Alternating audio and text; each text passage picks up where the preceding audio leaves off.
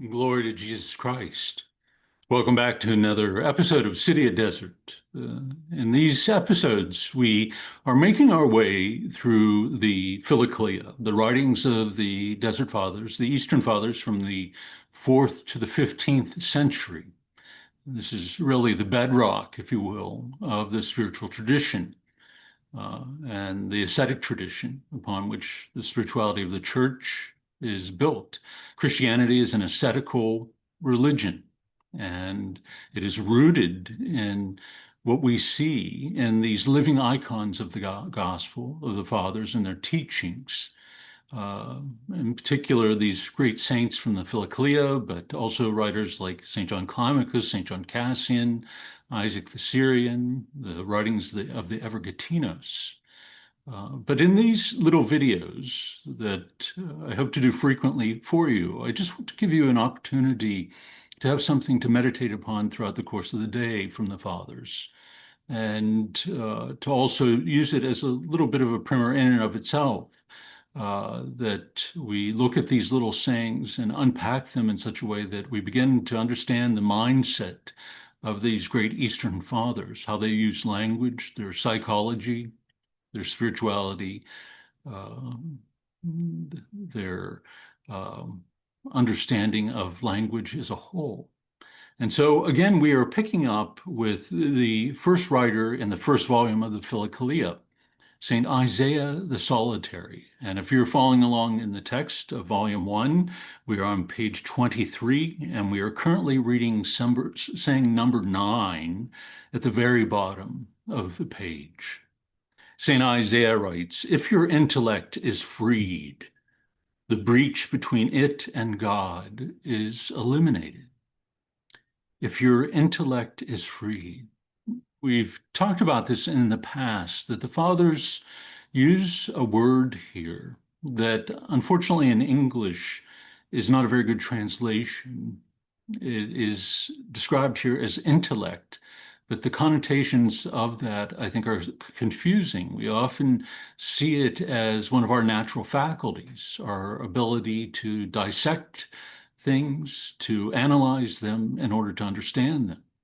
Rather, the intellect, or the Greek word nous, is what the fathers describe as the eye of the heart or the eye of the soul, the faculty through which we come to comprehend God and the things of God through the gift of faith. It is a comprehending, a knowing, but one that is rooted in the experience of God Himself, not simply through what we see or what we meditate upon through the gift of our natural reason.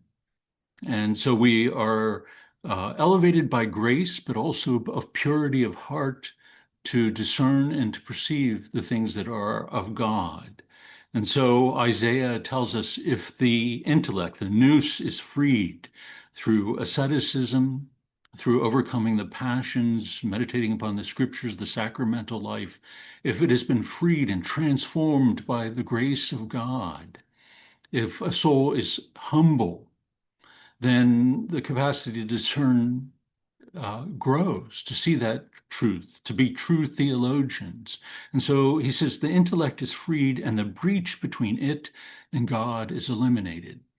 So when the heart has been purified, that which stands as an obstacle to grace, but also to our perceiving God, seeing Him, and perceiving Him as He is in Himself, has been eliminated. That which causes division has been healed.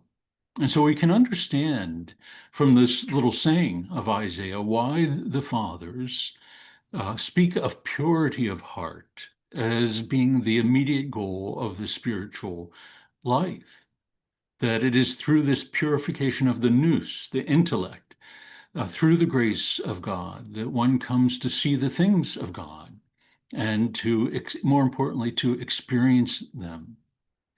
This is the end of our ascetic life. Um, the asceticism that we engage in is not simply a practice of endurance, of or of even overcoming our passions and desires so much as it is rooted in the desire for God, to come to experience the freedom that Isaiah speaks of, that we are able to gaze upon the beloved without being impeded, without experiencing that breach, that obstacle that our sin brings to us. Thank you, and God bless you, and I look forward to seeing you soon.